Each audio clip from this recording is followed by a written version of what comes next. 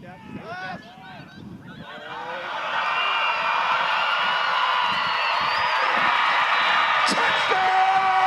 Scots!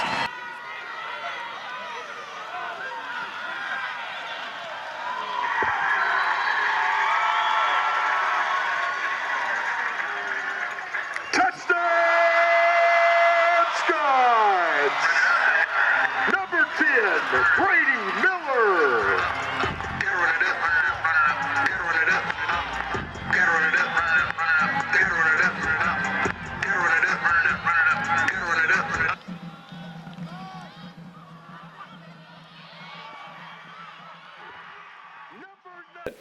Welcome to Coffee with Coach Douglas, Coach Douglas. Thank you, Martin. Appreciate it.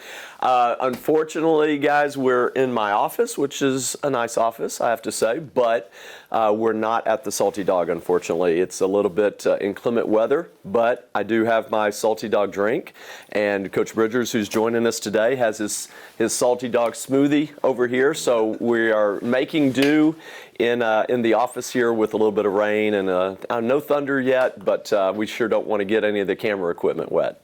Thank you for that. I appreciate that. Well, Coach, let's just jump right into it. A big win last week against Grinnell. Great home victory. Talk about your thoughts on that game. Yeah, obviously anytime you can get a W, it's definitely gratifying, definitely to open the season. That's huge. You want to build some momentum in game one. We didn't play up to what my expectation was going into game one. We made a lot of game one mistakes. Our defense struggled to get off the field at times, allowing them to convert some third downs. But as advertised, Woodhouse, their quarterback, is a really, really good Q. Does a great job of scrambling around and keeping them alive, and so he did his job on that end of things. And then offensively, we kind of had some fits and starts. We started off a house of fire once we finally got the ball after a special teams miscue and drove down 5-6 plays and were able to score really quickly. But then penalties and some mistakes, caused us to allow some drives to stall. And we had a couple opportunities to get it into the red zone, and a penalty would pull us back out, or a miscue would pull us back out and not be able to convert some of those points. I felt like we'd left points on the board, or on the field, that should have been on the board, that we didn't convert those drives. And so we've got to improve that going into this next game against Belhaven for sure. Just the intensity of the game last week, first time for these guys, varsity out on the field. Yeah. The passion of the game. Talk about, after the end of the game, everybody was ecstatic. Yeah, absolutely. We had a great crowd. It was community day for us. We went out to every elementary school in this region within about 30 minutes and invited over 2,400 kids to come. We had a tremendous crowd. We had a lot of our Lion family here with staff and faculty that were in attendance, and a lot of students. But it was just it was a great crowd and great energy. And of course, I got a lot of hey, great game, exciting. I said, we don't want to make it that exciting. we'd like to get the game in hand in the third quarter. But again, a W's W, and really appreciate the crowd. I don't hear them as much throughout the game because you're really locked in and focused. But when I turned around after the game and we go up to do the alma mater and to sing our fight song, everybody standing there in those stands. That was pretty gratifying, pretty humbling, and pretty exciting to see. Well, let's switch gears for a second here. Coach Harry Bridgers, yes, welcome to Lyon College this year. Thank you. Talk about your experience so far. So I came here in July. I've been here for about 2 months now. Batesville treated me very well. I just came to the family. Just been able to connect with a lot of guys. The staff has treated me very well. Last week, our first win was a great experience for me. That was my first college football game coaching. So I just look forward to keep just building and growing as a coach and as a mentor for the kids as well, and just keep developing and just spreading positivity here in this Batesville community. Talk about your position that you coach and things that you've had to deal with. Oh yeah, so right now I'm coaching the H-backs and the tight ends. I have the pleasure of just coaching a great group of young men. Aiden Huntsman had a great game last week.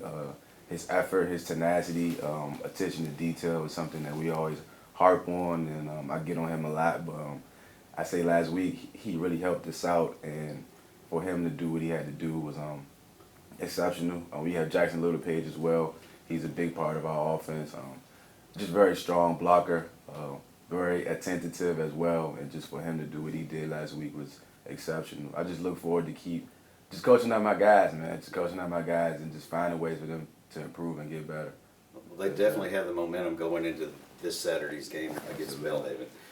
Coach Douglas, talk about Belhaven, what you've seen, how you scouted them, things like that. Well, they're really good. They're really, really good. They did get some votes in the D3Football.com, which is kind of the media that most Division III football really pays attention to. As far as that football side of things, they got some votes for the top 25 this week. I fully expect to see them, down the road competing for the USA South, which they are members of. They're fairly a little bit like us, where they're fairly recent into Division III, a little bit longer. They started off in the American Southwest about 4 or 5 years ago. Made the transition last year into the USA South, which is not as maybe a competitive a conference, but they went in well stocked. Finishing third in the American Southwest a couple years ago. Finished up second last year in that conference. Losing out to Maryville, I believe it was, and really poised to have a great season this season. They are big, they're strong, they're fast, but we like our opportunities. We like our chances.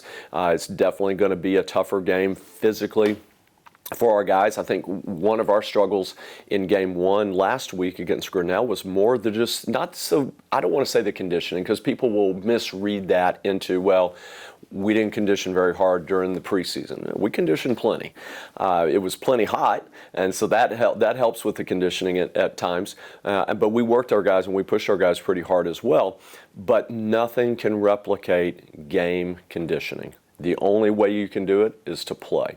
And, it's not realistic to go out in preseason camp or scrimmage and play 60, 70, 80 snaps. But a guy like Nate Sarver on defense, who was a stalwart for our defense, is not coming off the field. He can't. He is not going to come off the field on defense unless we're way up or way down. And so for him to have to go in and play 75, I think it was 72, 75 snaps on defense, that's a huge departure. And so it takes a couple of days for those guys to recover from those type of things.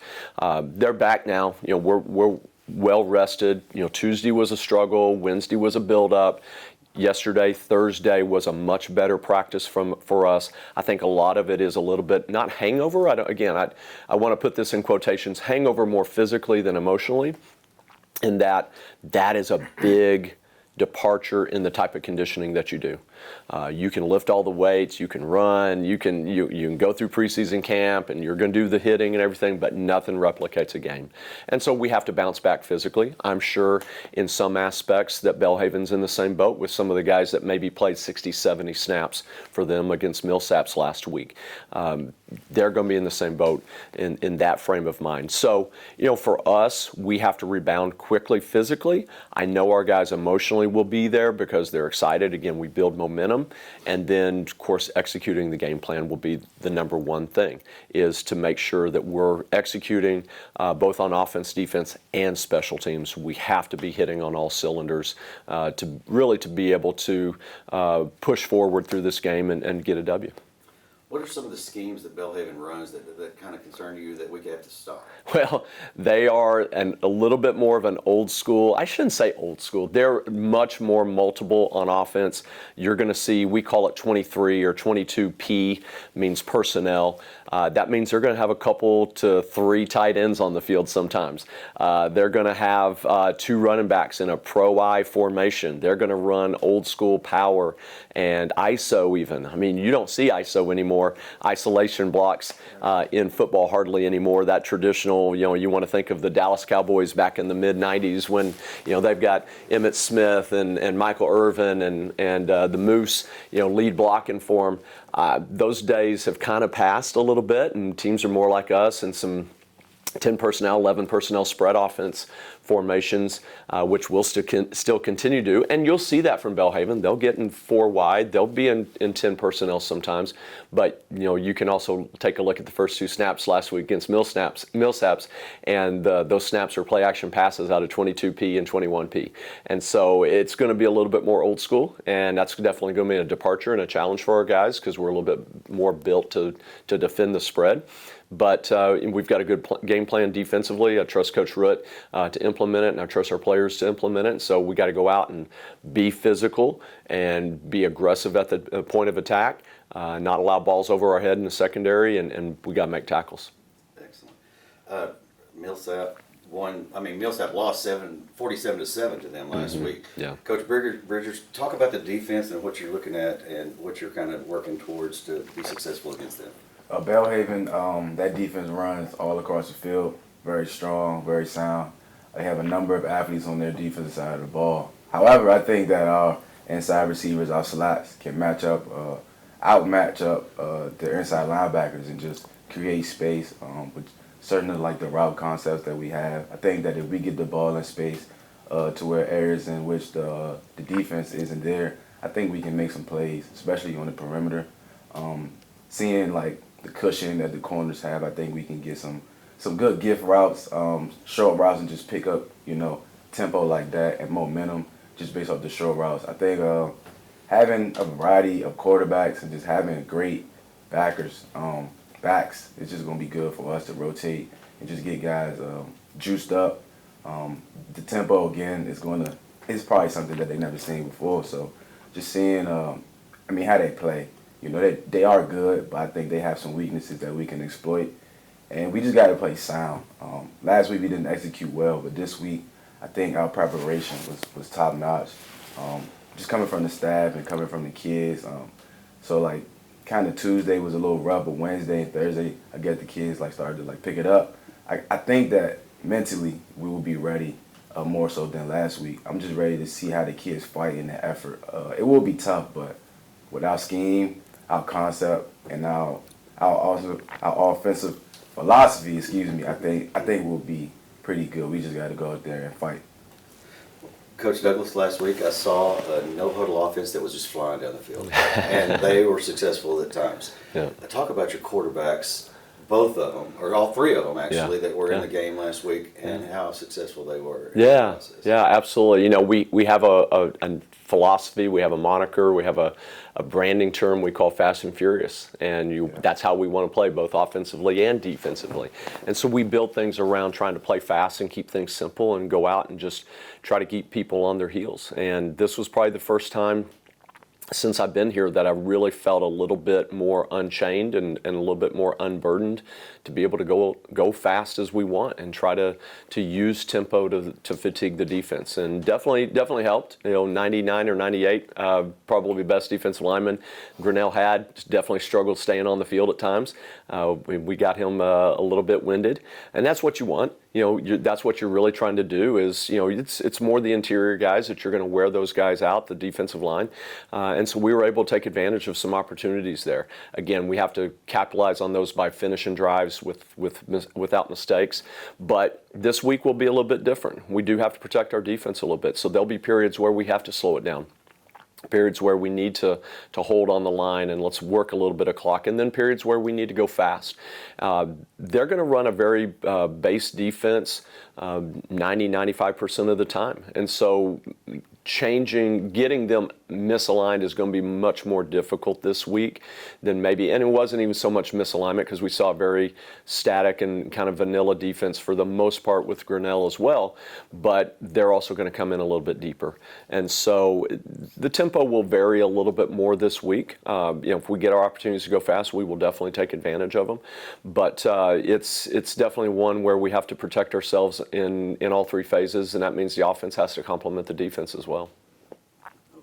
We're talking, protection with that offensive line. Mm-hmm. You got a pretty good size offensive line that did a really good job last week. Yeah. I don't believe any of the quarterbacks were sacked at any particular time that I saw. No, we gave up no sacks. Brady Miller coming in for his first start as QB1 did a tremendous job, over 200 yards passing, and we left yards on the field with a post that was dropped and a seam that was dropped.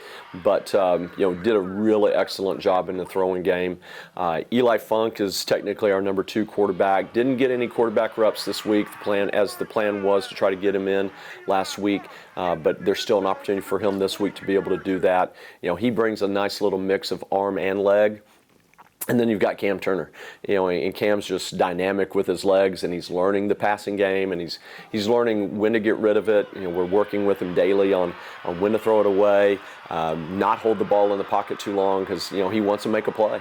That's his thing. Is you get the ball in his hands, he wants to do something with it, and I'm all for it with his legs. And sometimes you can't force it with your arm, and that's what we're trying to figure out. It's what we're trying to learn, and it's just a daily process with him. And as it was last week, we still have the opportunity to play 3 quarterbacks in this game, and we'll see which one, how that goes. It's really kind of like last week, kind of went a little bit with flow of the game. I felt like if we could have got a little bit better rhythm, then we would have got all 3 in. Cam did a great job of coming in and giving us a little bit of spark and a change of pace at the quarterback position.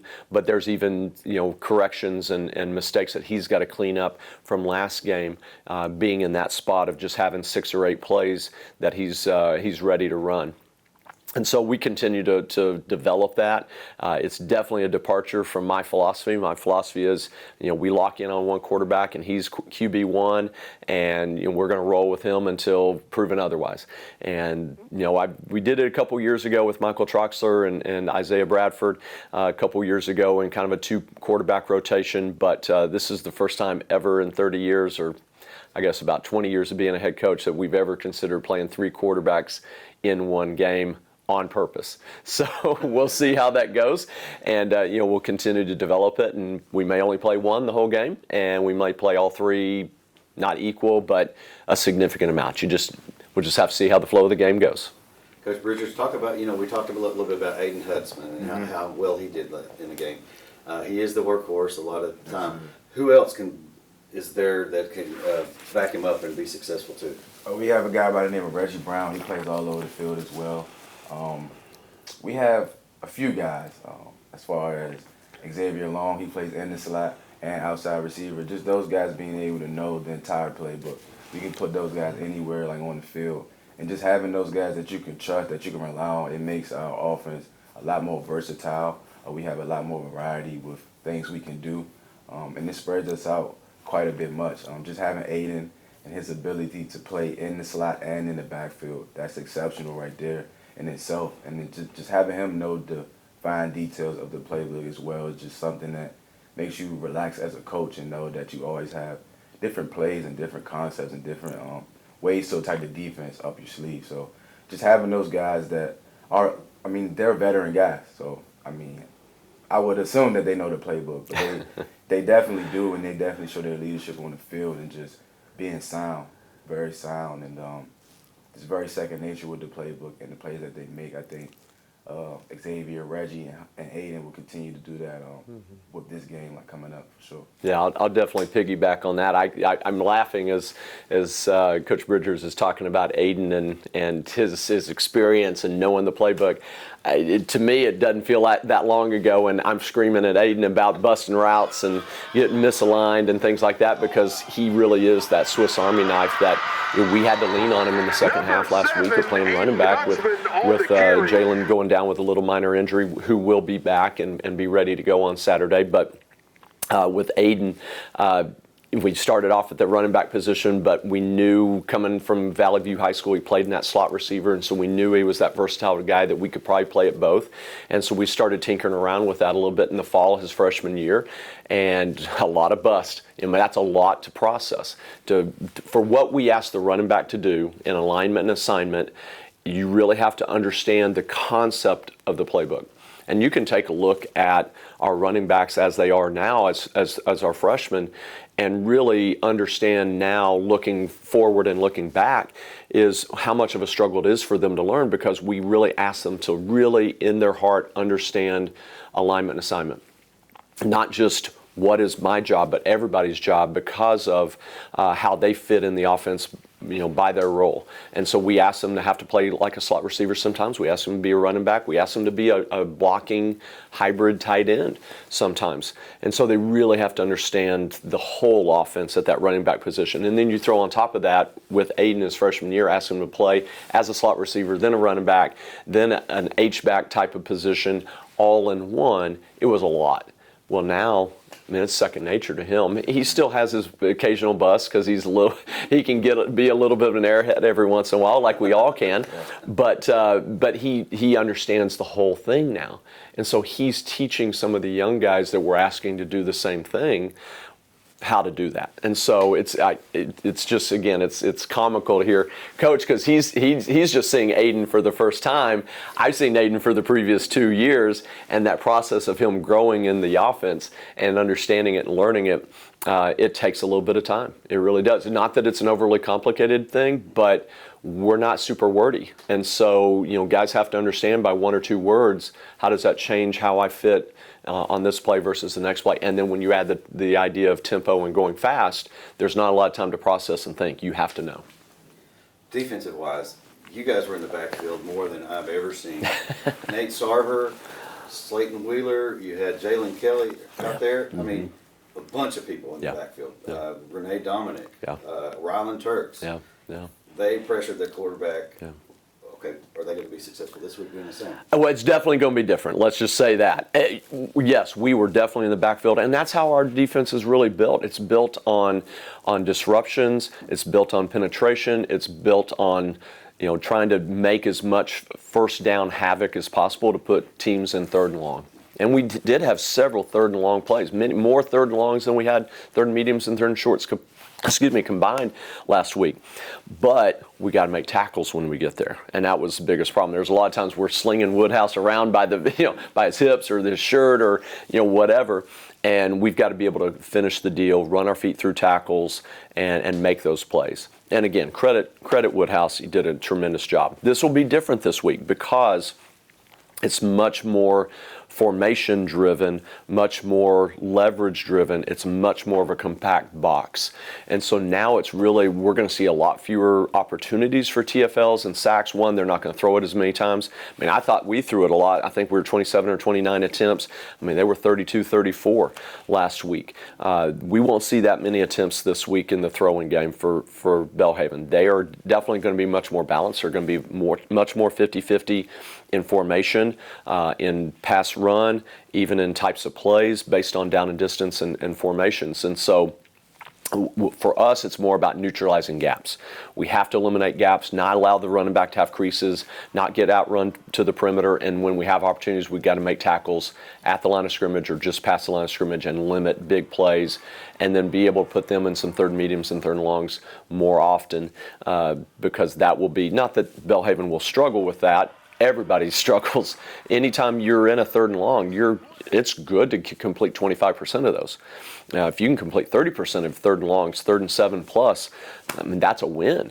So, our goal is to get at least 25% of our third and longs completed. So that's a tough endeavor. If you're in third and long a little bit more often, you're always going to be behind the chains. It's going to be a struggle to convert first downs and develop drives. And yes, we have to eliminate big plays, but what we got to eliminate is long drives.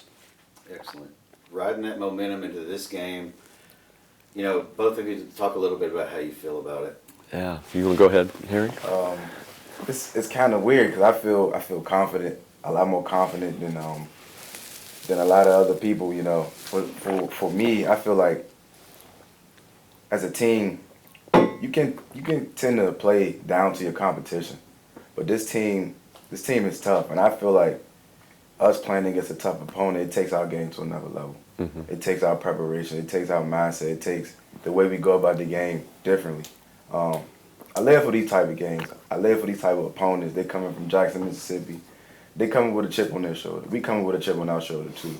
I feel as if it's going to be a fight, and it's going to really show me what our kids have, what our program has, and what we, destined to be for the remainder of our season. Like, this right here is going to be not a test, it's going to be like an evaluation to show everybody what we've been working on, how we've been preparing, and just the mindset and just how we handle ourselves on the field. So I'm very confident.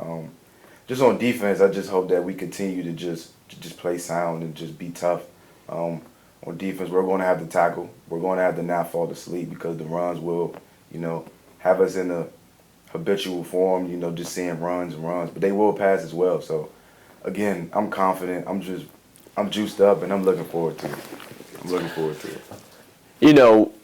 we made this move into Division III now just a little over a year ago, made the announcement longer than that, I guess maybe a year and 3/4. I look at this big picture. To me, this is a program game. This is a program game in that Belhaven is going to be a program that we want to not replicate, not to be the next Belhaven. Belhaven really has started to make some noise on the national level. That's what I look at. But establishing a roster, establishing a deep pool of upperclassmen. You take a look at their roster, there's a lot of GRs on their roster, it means graduates. There's a lot of SRs, there's a lot of JRs on their starting 22. That's what we've got to get our program to. And on a smaller level, on a regional level, yes, we want to get to the point where competing for conference titles and setting ourselves up for success to be in that top 2, top 3 of our conference every year, like I feel like Belhaven is starting to get to, being in the USA South for now year number 2. But deeper than that, and more foundational, establishing a consistent roster with a deep pool of upperclassmen that have a ton of experience. Our upperclassmen that we have now, again, I've said this before, I am just so blown away by their leadership and by their want to make an impact on these younger guys. But we are still outnumbered by the younger guys. That's some of that's purposeful in recruiting. Some of it is nature of retention. And so we've got to get to the point where that is flipped, where now instead of it being 40% returners, 60% freshmen, it's now 60, 70% returners, 40, 30% freshmen, like you see at a place like Belhaven. And so that's when consistent long-term success starts to happen. And then you start to make noise like Belhaven is on more of a regional and even potentially a national level. Again, I said at the beginning of our morning this morning, Belhaven will compete for the USA South. And that means they will have an opportunity to earn an AQ and go to the national playoffs. And that's big. And when you're talking over 247 schools that play Division III football, to be able to make that kind of noise and be a top 40 school, to me it's a program game. And as Coach Bridger said, yeah, I want to see what kind of fight our guys have, whether they're willing to bow their neck and get in there and tussle it up with these guys. We definitely have some opportunities to do some things. I think we've got a very strong game plan going in. We're going to wrap some things up and finalize some things today in practice. But at the end of the day, when 6 o'clock rolls around, who's going to show up? I want to see the fight in our guys. They got to play on our field. Let's see if Belhaven travels well. I like where we're at right now and where we're developing this program. We still got a long way to go. Belhaven is one of those where we want to work to the level where we're playing like them and getting in a spot like they are roster-wise. But it's competition. It's game 2, and we've got a little bit of momentum now with game 1 and a W. Let's see what that translates into this Saturday come 6 o'clock at Pioneer Stadium. Well, I want to tell you something. I went and got my haircut yesterday downtown, and the community is talking about Lyon College football. Good. The guy that was cutting my hair, he said, "Hey, tell me about last week's game. That was great. I got to go watch it." Oh, he said, "What time's the game this week? I'm coming." Awesome. I said, "Bring your friends." So the community's behind you. Yeah. And students have been coming up to me. Other sports students come up to me and say, "Man, did you see that football game last Saturday?" And I'm like, yes, can you believe this is how good we are this year? We're going to be good. So, Coach, absolutely. This is kind of the wrap-up of this interview, but talk about, the support. You've got the entire Lyon College community behind you, plus the Batesville community now. Yeah, it's awesome. That's the gratifying thing of being a program that is, we're in a small school or small community, 10,000 people, a small campus as well. People know people. It's in season. You kind of get blinders on. One coach, a friend of mine, refers to it as getting in the submarine. Those sailors, they get in that submarine and they go off to the Pacific or they're in the Atlantic or wherever. I mean, they're in that boat for 6 weeks straight, and that's kind of what you feel like sometimes in season. I mean, literally, I drive to my house and I drive back, and I drive to my house and I drive back, and I go to Walmart and I drive to my house and I go back. That's kind of how it goes, and so you don't get out as much as you would like to. But I do hear those things, and it's gratifying to hear. You go to the barbershop and you get cut, and people are asking, and so I think part of that is an intentional in developing the connectedness and the relationships within this community by being present in the elementary schools, because there's a lot of parents that have kids in the elementary schools, so it kind of works that way. And just being available in the community and being connected.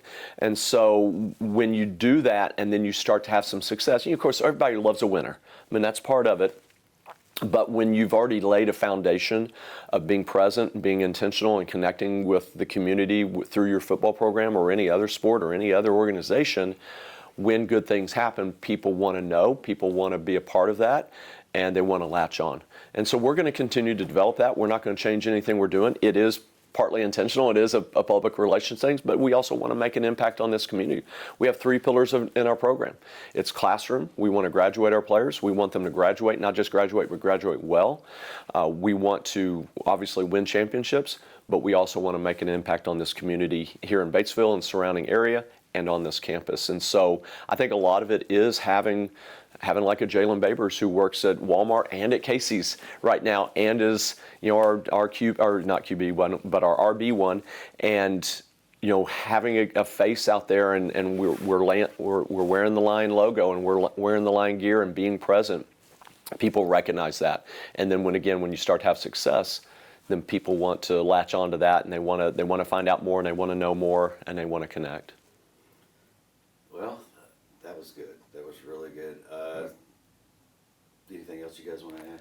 No, just again, I appreciate Coach Bridgers being here. Definitely looking forward to Saturday. It's a great opportunity and great test for our guys to see who we are, and you know, we'll play this game and you know, throw our best out there and see what happens. And then there's another 8 right after that. So you know, we'll continue on with this season. It's going to fly by, and we're already at week 2 and or game 2, and so. You know, looking forward to it. You know, folks watching, parents watching, definitely looking forward to seeing y'all out at the game, and hopefully for the next 8 as well.